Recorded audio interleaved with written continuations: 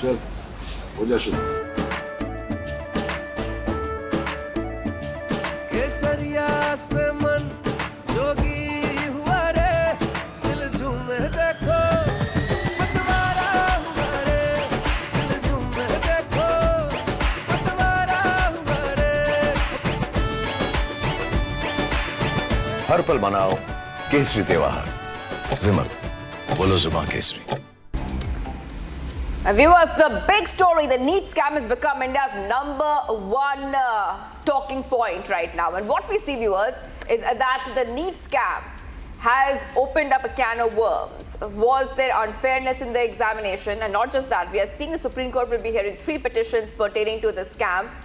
Not only that, Samiksha, we know that a lot of petitioners, they want this exam to be cancelled because the kind of controversy, scandals, the grace marks debacle definitely points that those students who worked hard, who studied, they did not get the results they wanted because of the scam and the controversy and some kind of shady stuff which was happening behind the scenes. Well, absolutely, Shivangi, and also to tell our viewers that there have been multiple FIRs, multiple PILs, the pleas that have been filed in the top court. In fact, we also understand that one of the pleas that have been filed in the top court says that the exam should be reconducted altogether. So remains to be seen whether the NTI gives in to that or not, and whether the NEET exam that was conducted for this year is going to be reconducted or not. So that's, of course, one of our primary campaigns, given that there have been multiple protests across the country.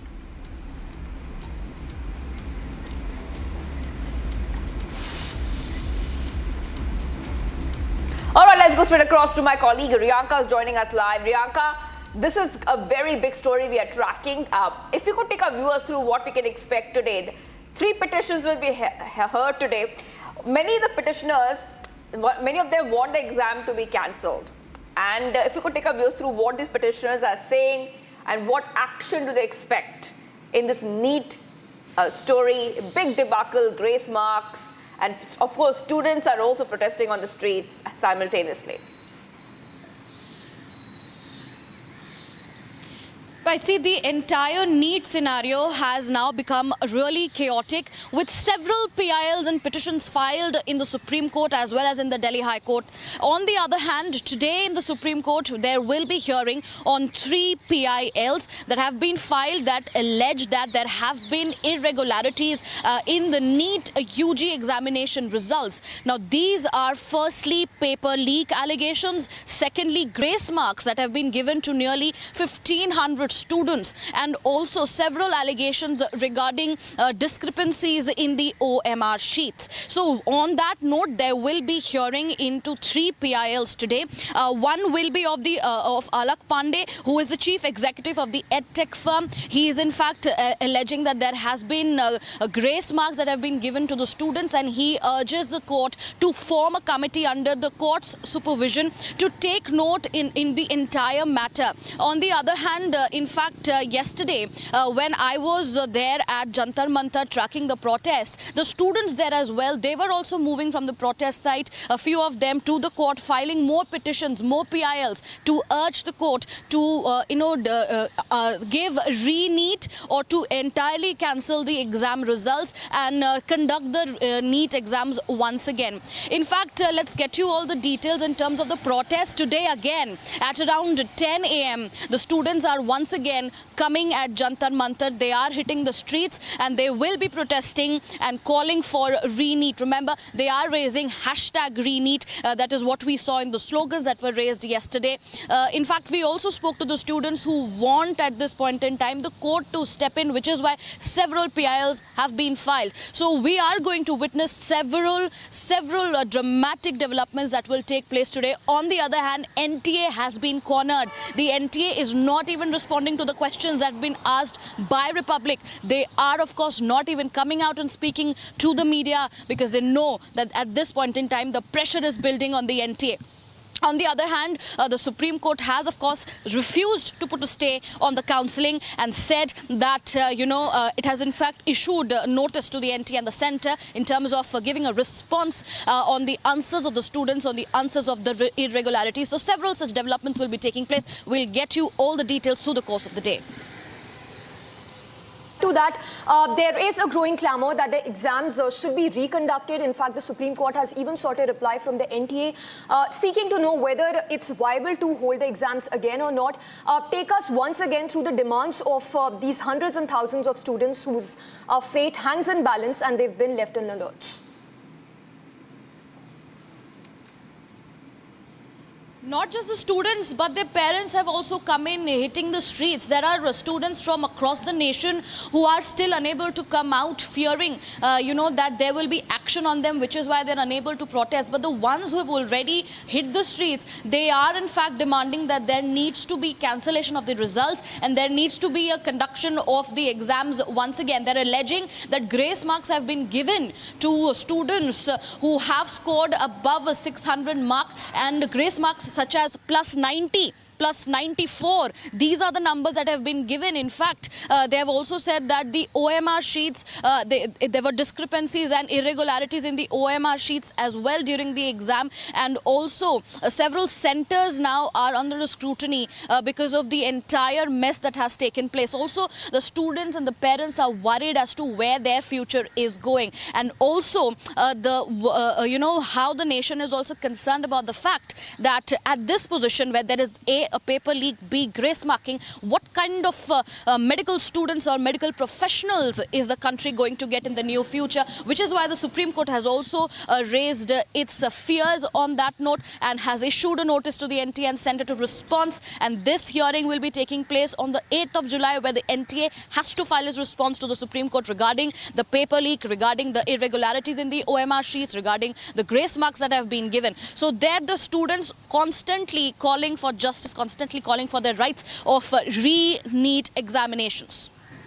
Well, thank you so much, Riyanka, for joining us here. And remember, viewers, that you can go on social media and you can write to us. You can tag Republic and hashtag Students Matter with your opinion on the issue. Let's move ahead right now. Viewers, Jammu and Kashmir has witnessed another cowardly attack after Riyasi attack on pilgrims, Kathua attack on police convoy, and Doda attack. An encounter broke out between terrorists and security forces in Doda district yesterday. Samiksha. And adding to that, Shivangi, in the latest development, the police security has, of course, been heightened across J&K. This comes after an SOG cop was injured in this encounter, even as the operation by the forces still continue. Let's cut across to Gursimran, who is joining us live right now. Gursimran, this is the fourth encounter to have happened, the fourth attack, beg your pardon, to have happened in the last 4 days. Talk us through what is happening at this stage, where have the operations reached, and also talk us through that 4 images that have been released by the J&K police of those suspected terrorists.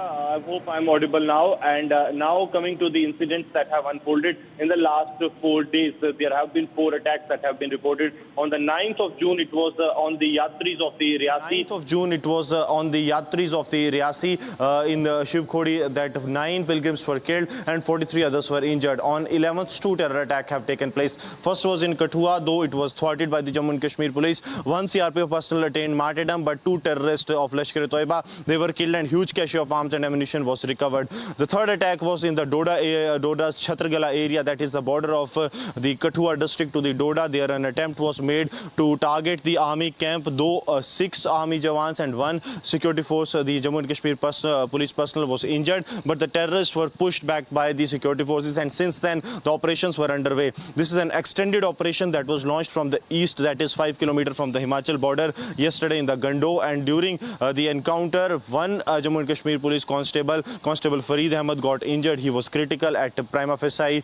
initial stage, but then he is said to be stable, and now with the first light, intensified operations have been launched by the Jammu and Kashmir police, the SOG, along with the 4 Rashtra Rifles and the local CRPF unit. The intensified operations are underway so as to neutralize these terrorists, whose sketches have already been released by the Doda police, and the police say that excessive manhunt is on based on the manual inputs being generated and also the intelligence inputs. Since this area is a dark zone, no network zone. There are some of the hiccups that are coming when it comes to tracing the location of the terrorists or whether they were carrying any mobile. Now the senior officers of the Jammu and Kashmir police, including DGP Rajiv R.R. Swine, he will be holding a high-level security review meeting of the shrines today afternoon, in which it is expected that some key decisions will be taken, that how the security of the shrines will be maintained, because we have seen that the terrorists breaching no-go zone, going to target the Shiv Khori shrine pilgrims at almost a 10 to 15 kilometers distance from the shrine. All right, Gursimran, thank you for the moment. We will keep coming back to you as we speak. The operations still continue. We will keep a check of developments on that. For now, we move on to other news. Moving on, viewers, in a tragic incident, at least 41 lives were lost when a fire swept through a building that housed workers in Kuwait on Wednesday, Samiksha. Extremely shocking update had come in yesterday.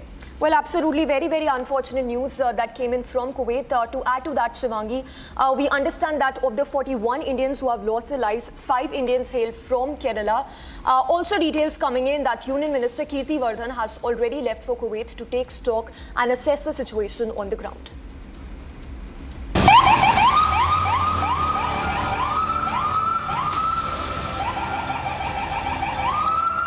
At least 41 Indian nationals have died in the tragic fire incident at a building in Kuwait that was housing workers.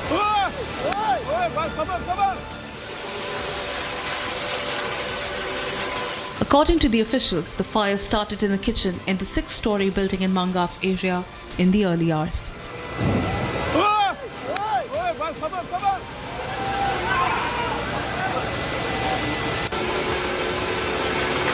Several Indian nationals are reported to be trapped in the building. Indian envoy to Kuwait, Adarsh Swaika, visited the Mubarak Al-Kabir hospital, where 11 injured workers have been admitted. Indian Ambassador Swaika assured Indian embassies full support to the injured Indian workers. Expressing condolences for the deaths, Kerala CM wrote to External Affairs Minister S. Jaishankar seeking the centre's intervention. From the MEA, Kirti Vardhan Singh stated that he would be travelling to Kuwait today to take stock of the situation. हम लोगों की सबकी संवेदना है उन परिवारों के साथ जिनके लोग वहाँ थे और इस घटना में उनकी मृत्यु हुई है। अभी माननीय प्रधानमंत्री जी ने हम लोगों की बैठक ली है और हम लोग यहाँ से कल सुबह वहाँ कुवैत के लिए रवाना हो रहे हैं। वहाँ का जो सिचुएशन है उसका स्टॉक लेंगे। जो घायल हैं, जिनको चोटें हैं, जहाँ अस्पतालों में हैं, उनका जायज़ा लेंगे कि उनका इलाज कैसा चल रहा है। जो हम लोगों की रिपोर्ट है, हम लोगों के एम्बेसी के सारे वहाँ पे अधिकारी कई बार जा चुके हैं। उसके साथ साथ कुवैती अथॉरिटीज़ भी बार विज़िट किए हैं और हम लोगों के पास जो रिपोर्ट है कि जो घायल हैं उनकी अच्छे ढंग से देखभाल हो रही है और जिनकी मृत्यु हो गई है उनकी जल्दी से जल्दी उनका आइडेंटिफिकेशन का प्रोसेस चालू है और उनको जल्दी से जल्दी देश ले जाने की तैयारी है। Meanwhile, External Affairs Minister S. Jaishankar expressed concerns in a post on X. Jaishankar condoled the tragic deaths and wished early recovery to those who have been injured. He further assured assistance from the Indian Embassy. Now, in the latest development, Jaishankar, the MEA, also held talks with the Kuwait Foreign Minister. In fact, Prime Minister also held a review meet over the fire tragedy in Kuwait. The Prime Minister has directed the government to extend all possible assistance and even announced a compensation of 2 lakh rupees to the families of the deceased Indian nationals from Prime Minister's Relief Fund. That is right. External Affairs Minister S. Jaishankar spoke to his Kuwaiti counterpart on the fire tragedy in Kuwait. We also have Ashwin joining us live. Let's go across to my colleague Ashwin. Ashwin, the Prime Minister has chaired a high-level review meeting, announced compensation of 2 lakhs for the families and extended condolences to the families of those who were killed and wished them, the injured, speedy recovery. If you could take our viewers through what we can expect next. India is taking the lead and the forefront to make sure that in this unfortunate incident where over 41 Indians lost their lives, they get justice and this investigation launched into this case and we get to the bottom of what really happened, what really transpired. India is taking the first step. Well, absolutely. What we are getting information that the Prime Minister has given special focus, and he has created a team in Delhi and also to coordinate with the envoy in Kuwait as well. And he is also sending the Minister of State to Kuwait. Now, right now, I am standing outside the Norca Root Center. Now, Norca is an organization that has been set up by the Kerala government since in 2002 to give assistance to non-resident Keralites. And what we're getting information from them is that around 11 Keralites who have passed away have been identified, and the details of them are being collected. And that's the last update we have about this very sad tragedy.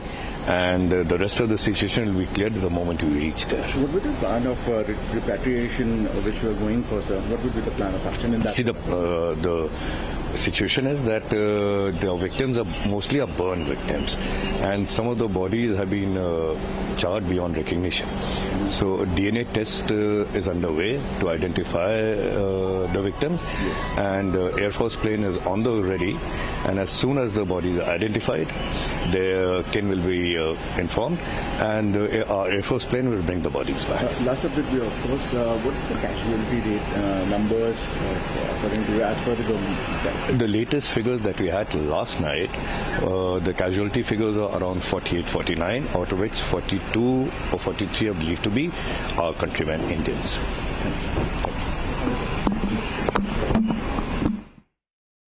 All right, let's go across to Ashwin again. Ashwin, we just heard the Union Minister. He says that the death toll could have risen to 48 to 49.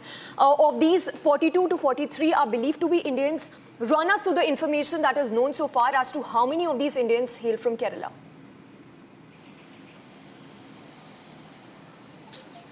What we're getting to understand is that of the deceased, around 30 are from Kerala, but that has to be identified.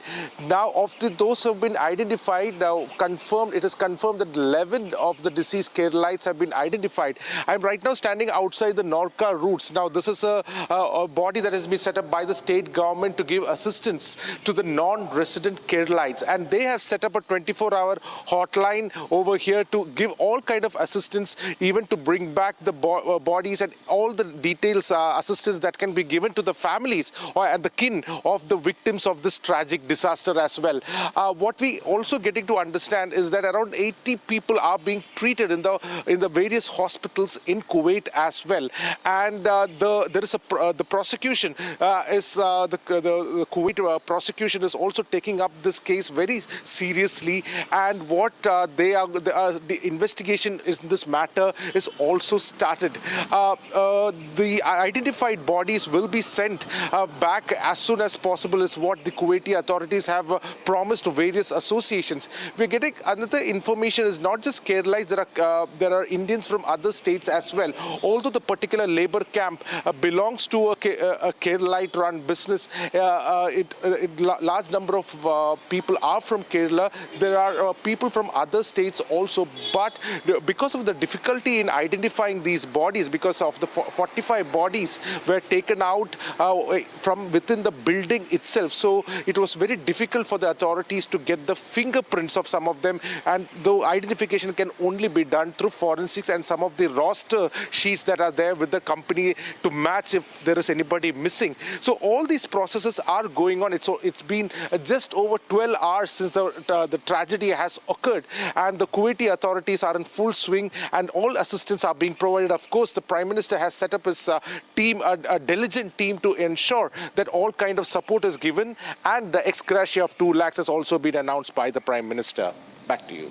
Well, thank you so much for joining us there, Ashwin. You know, this is the top story we'll be tracking. I will be coming back to you as we keep getting more updates. 42 to 43 Indians have lost their lives in the Kuwaiti blaze. Let's move ahead. India is set to participate at G7 summit. India is a special invitee, and of the 11 times India has been part of the summit, 5 times it was when Narendra Modi was the Prime Minister of India. Absolutely, Shivangi. We're also given to understand in Italy, Prime Minister Modi will hold talks not just with the Italian counterpart, but also with President Biden. So that bilateral between Modi and President Biden is also on the cards, given that it's a statement that's now coming in from Jake Sullivan. Abhishek Kapura, Senior Executive Editor, breaks it down for us as to what to expect in the G7 summit.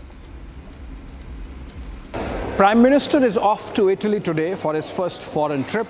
He's going to participate in G7 summit, where India is a special invitee.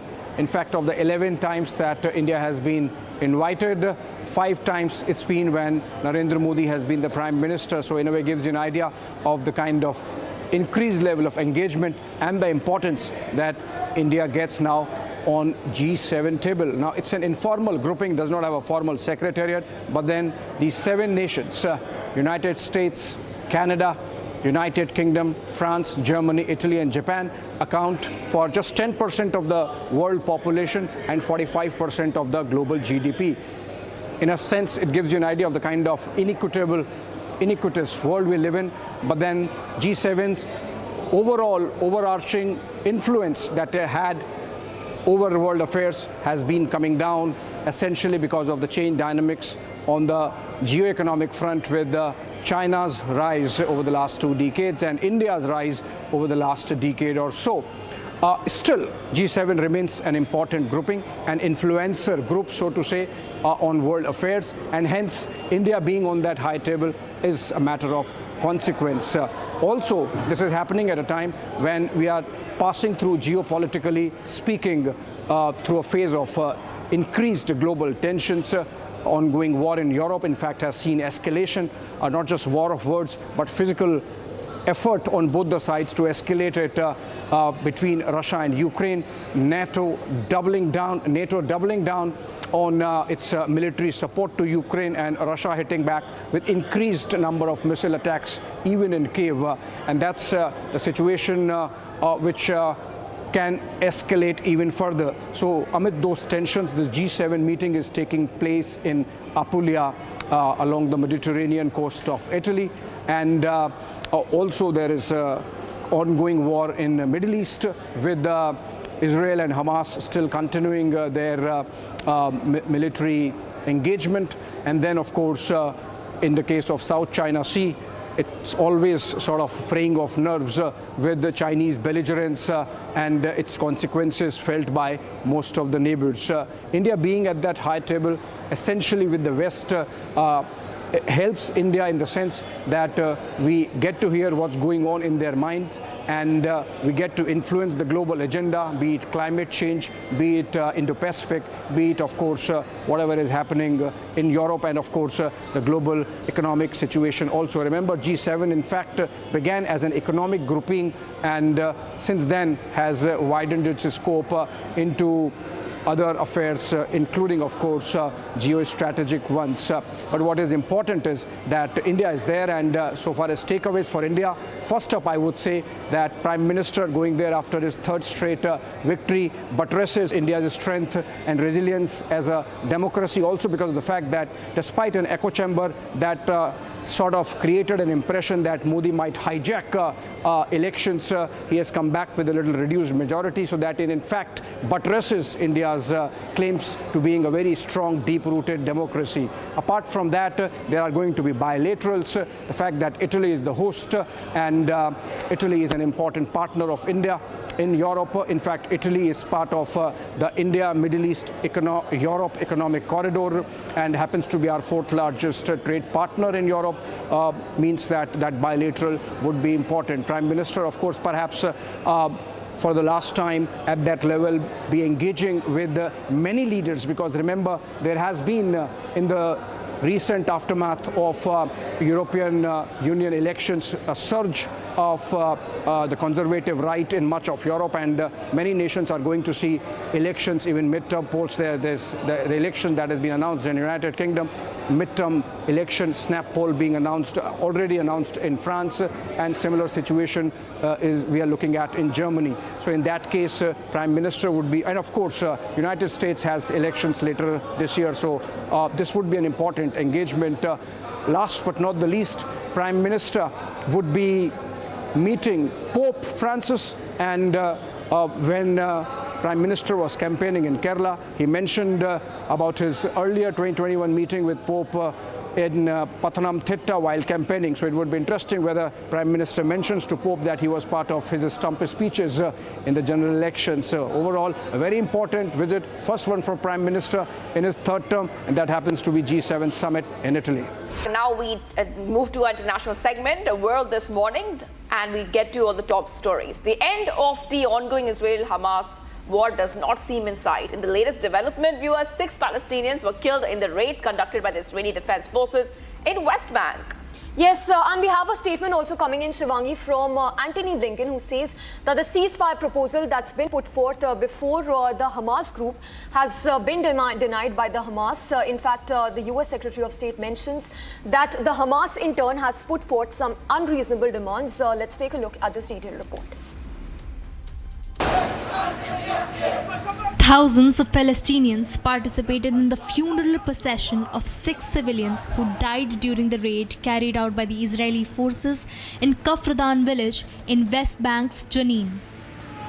Carrying coffins on their shoulders, the agitated attendees raised anti-Israeli slogans. According to the claims of the Israeli Defense Forces, 4 Hamas terrorists have been killed during an intense gun battle. The IDF also said that 4 guns were found during the raid. While Israel has called it a raid against Hamas terrorists, Secretary of Fatah Movement Kahir Abed said that the firing was random. حاصروا المنطقة قوات خاصة وبدأوا بإطلاق النار العشوائي بدون أي هدف، ومن ثم أطلقوا صاروخين أن يرجع على المنزل له منزل والدتي ومنزل أخي، وأطلقوا أيضا نيران كثيفة. حضرت إلى المنطقة طيارتين أباتشي من إحدى الطائرات أيضا ضربت على المنزل. صاروا يطالبوا بأهلي بإخلاء المنزل. اخلوا المنزل اخلوا المنزل، ما اخلوهوش. امي واخوي واولادهم ظلوا داخل المنزل. ردوا قصفوا بالصواريخ لأن يرجع للمنزل. بعدها خرجوا أهلي من كلب المنزل.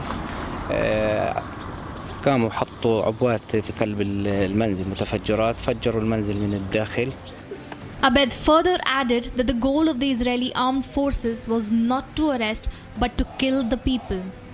الهدف منه فعلا له القتل، يعني وجودهم على البلد أو حضورهم على البلد بشكل غريب جدا. بدهم يقتلوا، ما بدهم لا يعتقلوا ولا بدهم ياخذوا أي شيء. القتل وثم القتل. ارتقى إلى العلا 6 شهداء ونسف دار وإصابة شباب 2 أو 3، واعتقلوا ابن أخي بس لكن بالمساء تم إطلاق سراحه. Notably, the city of Jenin and its surrounding villages in West Bank have become a major flashpoint in the Israel-Hamas conflict. The war between the Israeli armed forces and Hamas terrorists has entered the 8th month.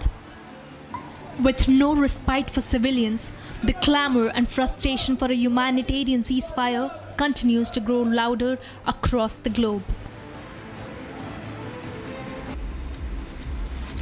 And viewers, while the focus in the Middle East remains on the Israel-Hamas war that still rages on, note that Hezbollah force has been vociferously and vehemently supporting the Hamas terror group, the terror group that hails from Lebanon. Shivam. Yes, and Hezbollah has vowed, I repeat, vowed to avenge the killing of Hezbollah's top commander after Israel's strike in southern Lebanon. For more details, let's have a look at this report where we tell you what exactly happened.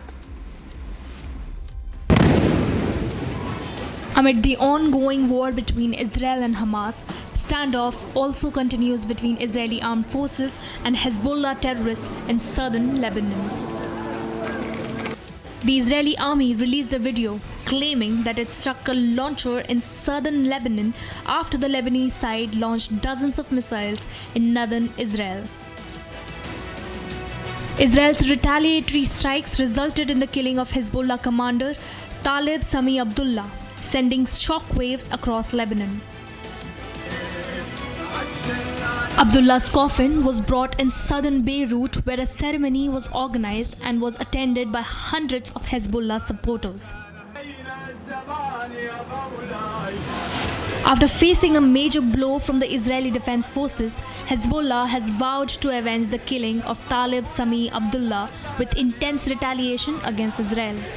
أن جوابنا بعد استشهاد أبو طالب سنزيد من عملياتنا شدة وبأسا وكما ونوعا ولينطغانا في الميدان.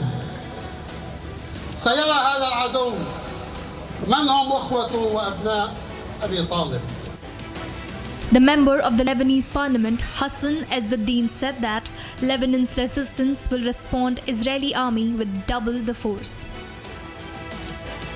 مهما فعل هذا العدو ومهما حاول أن يدمر وأن يقتل وأن يقوم بعدوان وبإجرام، بالتأكيد هذه المقاومة سترد الصاع-صاعين وستبقى في الميدان يدها هي الأعلى وهي الأقوى.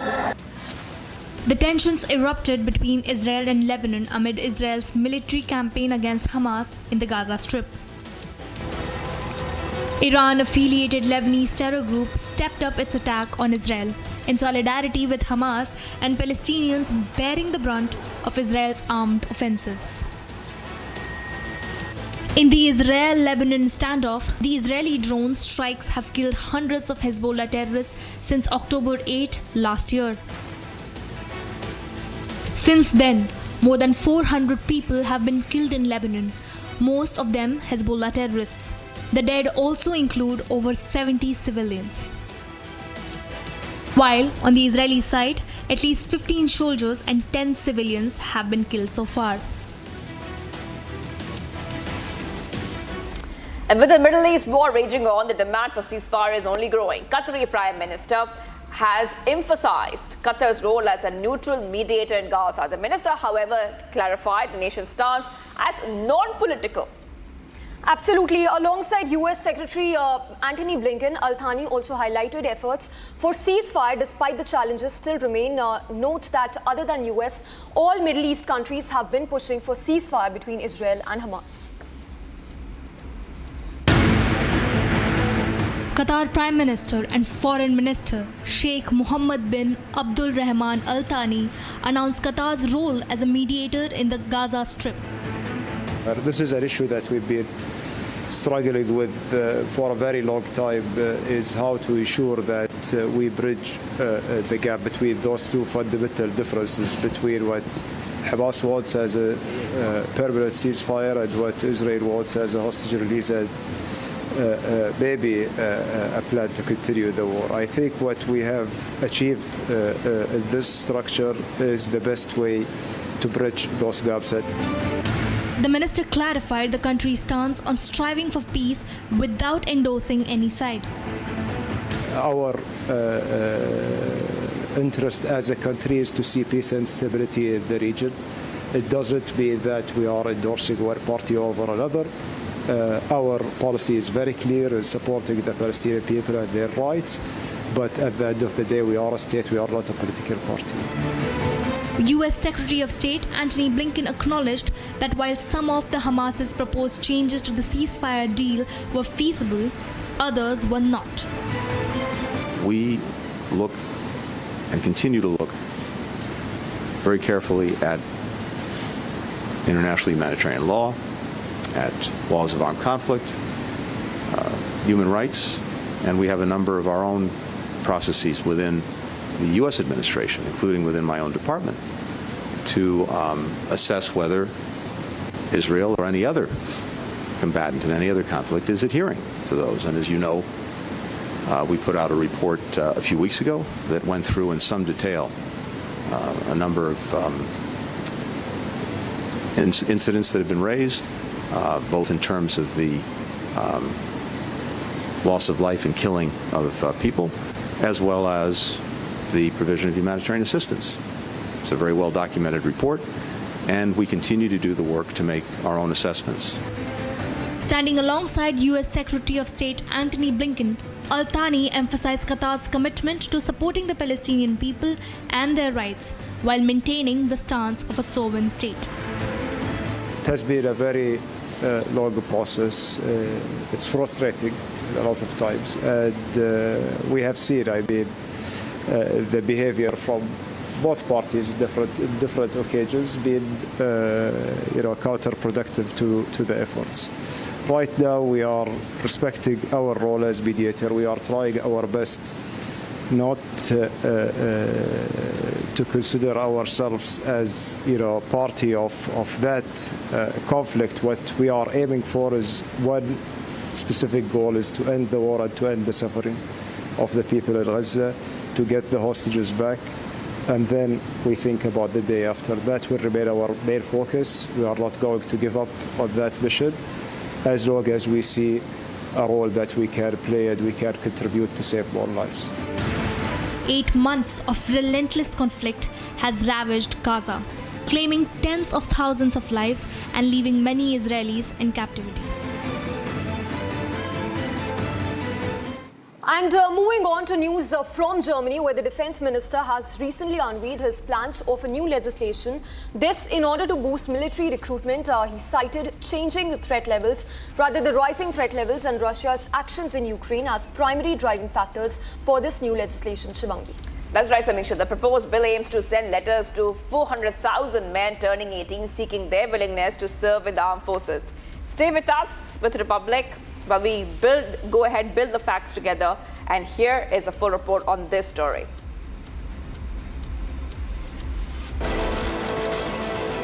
Germany's defense minister introduces new legislation to bolster military recruitment in response to changing global dynamics. Wir haben bei der Lage festzustellen, dass die Bedrohungslage eine völlig andere ist als noch vor wenigen Jahren. Russland führt jetzt seit 2,5 Jahren fast einen völkerrechtswidrigen Krieg gegen die Ukraine. Er stellt damit die regelbasierte internationale Ordnung nicht nur in Frage, er zerstört sie. Er nimmt sich das Recht, einen souveränen Staat anzugreifen, sich das Territorium einzuverleiben und die dort lebenden Menschen ihrer Freiheit zu berauben. Das ist eine neue Bedrohungssituation, zumal er gleichzeitig keinen Zweifel daran lässt, dass es ihm nicht nur um die Ukraine geht. Amidst rising tensions, Germany unveils plans to gauge interest in military service among 4 lakh young men. Wir reden von einem Jahrgang von 400.000 jungen Männern, die jedes Jahr 18 werden. Die werden wir anschreiben mit einem Musterungsfragebogen, der online versandt werden soll, der Fragestellungen enthält zu Qualifikation, zu Interessen, zu Neigungen, zu Sport, aber insbesondere auch die Frage beantworten sollen, wer sich vorstellen kann, freiwillig Dienst bei der Bundeswehr zu leisten. The proposed bill aims to address evolving threat levels following Russia's action in Ukraine. Wir gehen davon aus, dass von diesen 400.000 rund ein Viertel bei den Männern jetzt ankreuzen werden, dass sie Interesse haben. Und dann sind wir genau an dem Punkt, an dem das Kind dann seinen Namen kriegt. Wir sehen dann damit einen Auswahlwehrdienst vor. Es sollen diejenigen für den Wehrdienst ausgewählt werden, die am fittesten, am geeignetsten und am motiviertesten sind. After Russia launched its full-scale invasion of Ukraine in 2022, calls have steadily grown in Germany to reintroduce some kind of military service to be better prepared for a possible future war. The proposed legislation reflects a strategic approach to national defense in the face of constantly shifting global paradigm.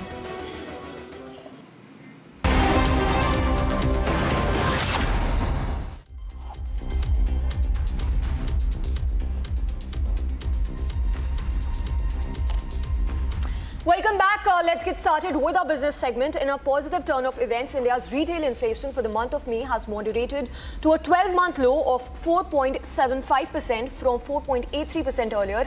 Note this much welcome change comes shortly after the RBI kept the interest rates steady. Shivangi.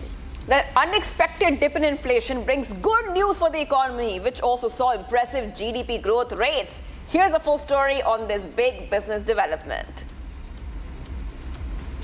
India's retail inflation has eased to a 12-month low of 4.75% in May, a slight drop from the 4.83% in April. This moderation follows the Reserve Bank of India's decision to keep key interest rates unchanged, citing high growth and high inflation as primary factors. The economy received another boost with the GDP growth rate for the fiscal year 2023 to 2024, reaching an impressive 8.2%. The growth rate for the quarter ending in March was 7.8%, surpassing market expectations.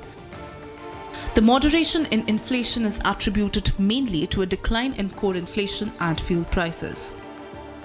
Meanwhile, food inflation remains high.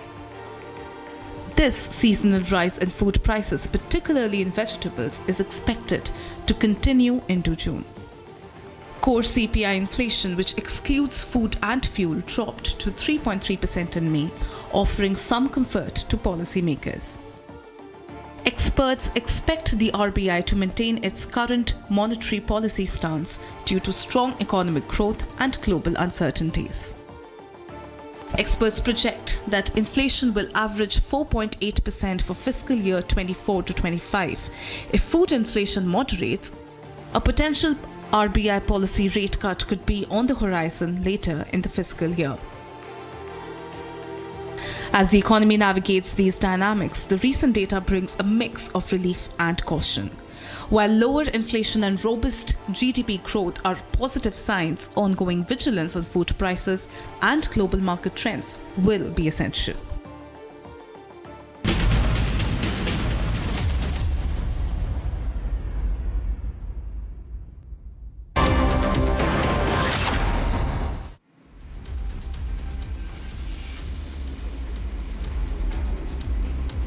And viewers, let's move ahead to the top story we're tracking when it comes to sports. In the next segment, Rafael Nadal and Carlos Alcaraz will be teaming up for Spain at the upcoming Paris Olympics, Samiksha. That's right, Shivangi. The dynamic duo even promises thrilling matches and a shot at the Olympic glory. Take a look at this report.